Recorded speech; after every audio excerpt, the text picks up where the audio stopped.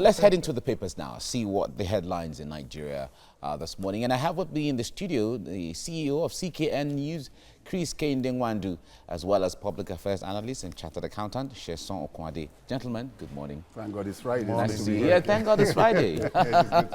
It's a nice one. Yes. Okay, now let's start with News Direct. News Direct is where we start from this morning. And it says, 2 killed, 200 houses destroyed in renewed Jukun militia attack on Thief settlement. Police uncover mass grave in Benue.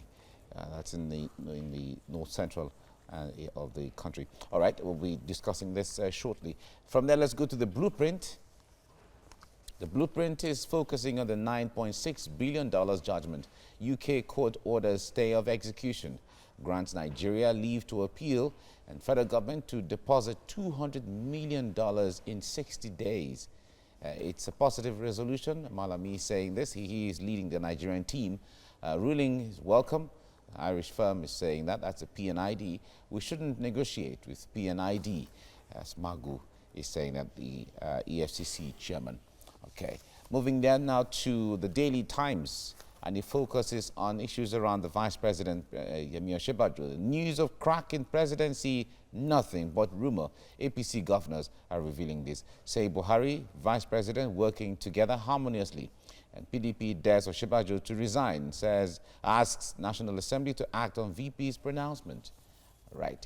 That's what you see on the front page of the Daily Times. All right, gentlemen, I'd like us to go to Benue and Taraba State, where we often have this clash between the Tiv and Jukun. This is a communal clash between the two ethnic groups.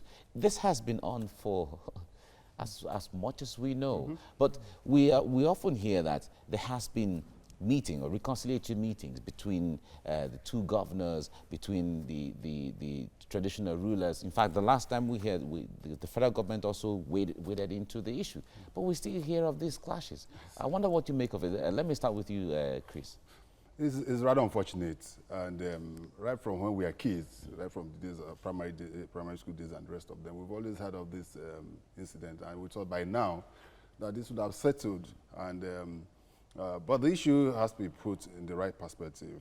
What are the crises, or what's the genesis of this crisis? And it's always an issue of land. And I continue to wonder why our people will continue to kill themselves over land. One, by the Constitution of the Federal Republic of Nigeria, land belongs to the federal government.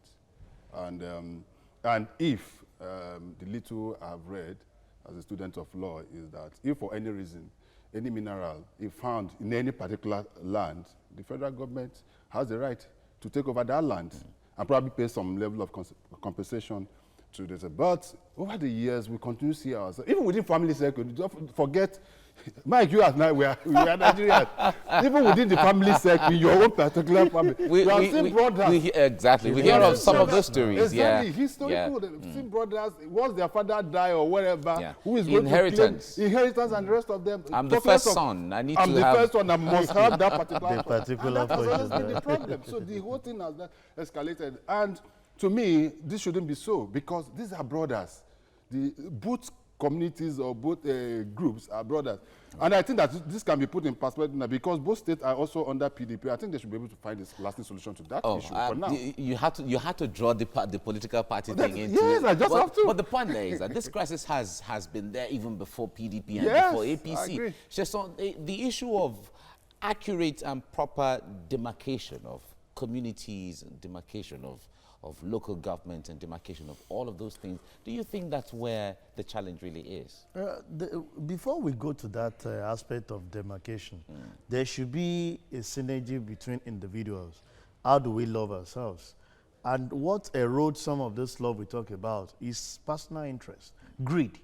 You talk about land. This land communal problem has been there for long. You see governors coming to sit down and said, we've settled it, and we see the whole thing piped down. I keep asking myself, what actually were the discussion? Is it that there was settlement of you take this, take that? Like CKN said, even when you observe within the family circle where people are fighting, it's because of the greed. And when you are out to oppress the other party, this is what you get. One side feels that, okay, there are things we stand to gain which I must use to oppress the other party. But if while we are discussing while we are looking at some of these things, we look at it that these are things that whether we like it or not, we will live and go. This communal fight, some of their fathers has come, they've died on it, and the children are inheriting that same fight. It's to tell you that greed will make you to go blank. Nothing you can think. There is nothing behind this thing, behind greed. There is no other thing. Because after a little while, you see them settled, and the next minute, look at it, two were actually killed. Do you know the value these two people you have killed would have contributed, even to the environment? Houses will be burned. Look at the economic stuff before they start recouping and rebuilding those things. Until we leave that greed inside of us and show the love that is expected, this will continue. It's not only in the TV, it's everywhere. And the fundamental problem is always greed. Everybody wants to show that I am in charge. I'm the one that is much more than you.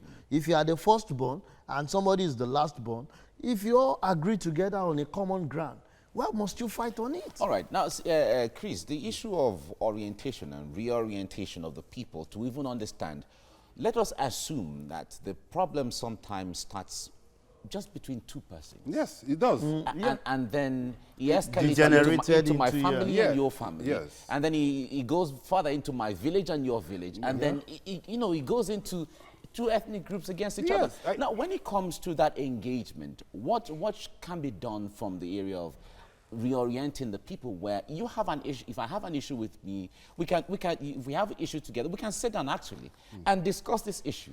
Mike, we are students of history. If you remember vividly, we have a classical example of how such has been settled in the past.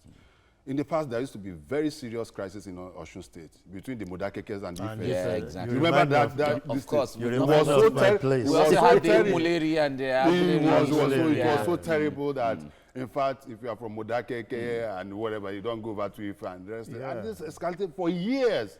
Until lasting solution. Yes, until a lasting solution that you've never had in the past decades. You've never had any of those crises again. That was settled. So that is a practical good example of how such crises can be settled. In Anambra State, there is a community called Umuneri and Umuneri or whatever, that have been serious crises for years that you cannot even cross from one of the villages to the other.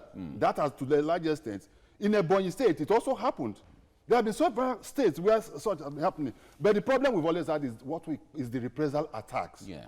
Mike, that is where the problem. Remember vividly, just about a few weeks back, a reverend father who went for settlement to settle this issue was killed and was burnt. Yeah. And that is where part of those problems. All right. We hope that the efforts of government and the traditional rulers will come to bear on this and bring lasting solution to it. We hope so. Thank you very much, Chris Kinde-Nwandu, for coming on. Thank you very much. Sheson Kwade, thank you very much. Thank you for right. Looking at the story that is almost on the front page of almost all the papers this morning, and it's the UK courts granting Nigeria stay of execution over the $9.6 billion debt. What do you make of this judgment? I'll start with you, CKN. Well, it's a good one. It gives us enough opportunity to now present our own side of the argument to the court, because part of what the argument was that Nigeria was not given a fair hearing in the first instance before the decision was taken by the court. What the Honorable Judge has just done is to give Nigeria an opportunity to present his case. If there are new evidence, as we say in law, they have to present it. Then also, it will also stop the execution of the initial judgment. With that for judgment, 60 days. yes, it stops. What ordinarily would have happened is that with that initial judgment, it was an instant judgment, which means that anywhere in the world, the firm has the right to take over and claim, take up Nigerian assets and anywhere in the world until they recover their money. But what the court has just done is to give us 2 months to be able to present our case. But before doing that, you also have to drop something in terms of surety. Yes, in case the case doesn't go your way and the rest of it. It's part of litigation. But now we have the opportunity to be able to present our case. And whether we can be able to pay the money or not, I'm sure we can be able to pay. One single senator can just drop 200 million. So it's not a problem. It's not a problem. You are the one saying that. We can do that. But it's a good development to me. But Sheson, 60 days. What can we do to prove beyond reasonable doubt that, like the president said, this case was a scam? Yeah, you pick it up from there by saying, let's do due diligence. We are not talking of Nigerian court where you just go behind, and this is an international court where you need to go with concrete evidence. If you look at some of the cases we've been having with all these corrupt leaders, you see them going forth and back, and EFCC losing a case that we feel we've been able to justify. This is not where we are going to do theoretical thing. This is where you have the real fact to support, because you've been given an opportunity to actually say this is a scam. But don't just go there with mere words of, I hear the say this happened. You should have supporting documents that will give you a comfort zone to make sure that it's indeed are you a confident scam. we can do that in 60 days? Can we achieve that? Of course, because before now, these issues have been lingering. And we have all our evidences. If not until when we are actually given that mandate to go and pay the money, everything would have gone scale through. Like the last administration was already going for negotiation. That is possibly, there are sketchy things which they can develop on now and prove your case. We have the lawyers, like they keep saying, we have the best of lawyers. CKN is one of them to defend us and say, Nigeria, you won't go in one of these. He's still a baby lawyer. A baby lawyer will definitely graduate to be one. You know why I said that we have a good case now is that, don't forget that just a few days back, there was a judgment by one of the... Yes, does that by count? one of the... Yeah, it does. It does. Are you does. sure? Yes, it does. It does. On the international scene, it counts? It does. It does. The only thing we have to prove is that they did not make those concessions based on under duress and the rest of them. Yeah, of course, okay, it wasn't under good. duress. So if they can be able to They prove had that, a legal representation. Yes, Yeah. yes, they did. Yeah. So if they have agreed on their own to say that, yes, we did some wrongs, we didn't pay tax and the rest of them, just as it was about at the court, and we can successfully present that at the court, that would be a very, very big plus for us. But as I said, it has to be proven at the international court that those information or whatever they give was not given under duress, because they can claim that and the rest of them. But it's a very good opportunity for us, as I said. It's a window of opportunity for us to be able to now finally prove our case, and let's see how it's good. That is part of, you know. But what about chances? Because we can see on the papers now that the EFCC chair is saying, do not negotiate. He has no right to say that. He doesn't? He yes, has his fundamental rights. He's expressing his fundamental. He's only talking as an administrator. Yeah. He's not talking from the point of law. The chief security officer of the country, quote and unquote, who is the Attorney General of the Federation, has seen the reason why we should appeal that. And we have very good lawyers. Don't forget, just as he rightly said, we have people that can be able to defend us effectively. This is a country that produced so many legal luminaries, international. Some of our people were chief justices of certain countries in the world. Yeah. We grew at a point, we had Nigerians who were the president of the court in work court in The Hague and the rest of them. We can be able to prove that, whether we have enough and sufficient evidence to be able to, that is the issue. And that is what they will need to prove at in the court. But when it comes to legal issues, the fair hearing is a very, very pertinent issue when it comes to fair hearing. If Nigeria should be able to prove, can be able to prove to the God that Nigeria didn't get fair hearing, then you should be able to listen to the arguments, and we might probably come. I personally feel that at the end, we might go into arbitration, what we call arbitration, where we have to negotiate and get this amnesty. That might be the end result. The end result. But, you know, carrying out the execution has not been discussed. Yes, the execution cannot be, at least for now. All right, thank you, gentlemen, for coming on TVC Breakfast. Thank you very much. Thank you. Story has been on the front burner since the final judgment was delivered sometime about a month ago. And we've seen a lot of reaction. Nigerians are particularly disappointed in government in the past, but happy the way government is decisive and going about this development right now. But a lot of, in as much as things are going well for Nigeria so far, the way it is, but it is not clear yet how things are going to be at the end of the day. Talk to us, CKN. You are the you are the person in the law here. When it comes to understanding how this case is going, what are you seeing? What are the likely scenarios that can come out from what you're assessing so far? Most often than not, when it comes to issue of law, it is always difficult to be able to say where it will swing. Judgment can only be passed based on what you present.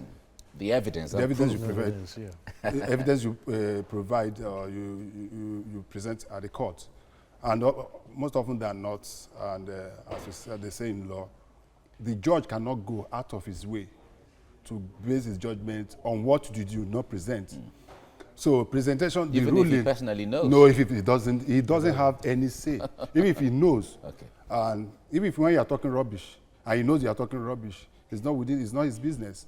So whatever at the end of it all is going to present is going to be based on your presentation. And that is why, as I said, we've been given an opportunity to provide enough evidence to say whatever the company presented initially.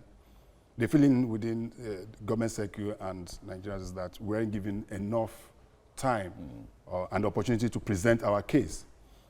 Moving forward also, recently, so a few days back, we had a judgment given by a Nigerian judge where some staff of P and IED agreed that they were involved in certain and the rest of guilty or not. So those also will form part of our own evidence in court. All right. Whether we'll be able to prove that those, whatever they presented in court was not under duress, be plead. It's possible. And if it is, yes. And if that could be another twist. Twist entirely. Yeah. Right. Okay, it can be proved that if they can say that whatever judge. Don't forget, they were already saying that what was presented in court wasn't the exact position of things. So they can plead that it was under duress, and whatever they said was under duress. If they can prove that, that in itself can swing the final judgment. All right, Sheson, when it comes to issues of settling this issue once and for all, a lot of some people, in fact, some Nigerian elders have come to say that we can negotiate this. But others are saying, no, we don't have to negotiate. We have more than enough, especially from the government side, we have more than enough evidence to put this case to rest. Just like CKN said earlier, you don't know how the arm of the law is going to come. You don't know the final judgment until it is delivered. To be on the safe side, is it possible that some negotiation can even be made now where, okay, we're not going to pay you this money, or nobody's going to face any consequence, but can we go back to the original deal and see how we can cross the T's and dot the I's properly for that? Because the deal in itself, besides the issue of scam and all of that, the deal in itself was a beautiful one. You see, the challenge I have with us in this nation is documentation of things. You just kickstart most of the businesses that we see that groom into this. We just start at times at the beer parlor of two people just trying to say some things, and everybody is looking at what is my gain in this. There are no proper documentation.